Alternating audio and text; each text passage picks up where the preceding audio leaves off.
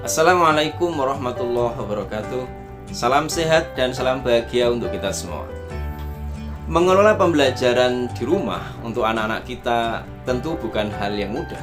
Dibutuhkan satu strategi dan pemikiran tertentu agar proses pembelajaran di rumah itu atau PDR berjalan efektif dan kondusif.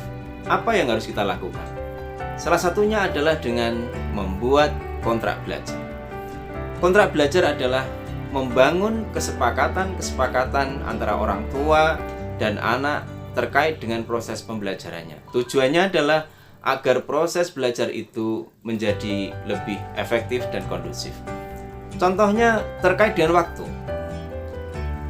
Terkait dengan waktu, misalnya kapan anak kita harus siap atau berapa menit anak-anak kita harus siap sebelum jam pertama. Hal ini penting agar anak kita itu disiplin menepati waktu antara jam pertama, jam kedua, jam ketiga, dan seterusnya, sehingga tidak ada jam-jam pelajaran yang ditinggalkan oleh anak kita. Kesepakatan yang kedua diantaranya misalnya terkait dengan tugas-tugas. Kita membuat kesepakatan agar anak-anak kita tidak menunda tugas. Begitu tugas diberikan harus segera dilaksanakan. Sehingga apa? Tugas tidak tertumpuk dari satu waktu ke waktu lain atau dari hari ke hari yang lain. Berikutnya adalah terkait dengan kesepakatan penggunaan hardware yang digunakan di dalam pembelajaran. Satu contoh misalnya penggunaan gadget atau HP. Apakah HP atau gadget ini boleh digunakan untuk kepentingan di luar proses pembelajaran? Ini perlu disepakati.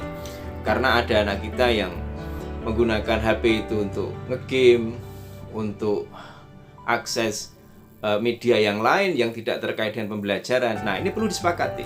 Kalau boleh misalnya berapa jam atau berapa waktunya.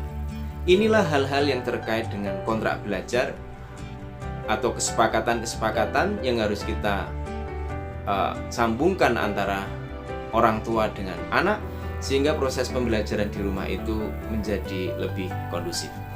Ini satu hal yang penting yang perlu diperhatikan oleh orang tua di luar problem-problem lain yang terkait dengan proses pembelajaran di rumah untuk anak-anak kita. Semoga ini bermanfaat. Terima kasih. Assalamualaikum warahmatullahi wabarakatuh.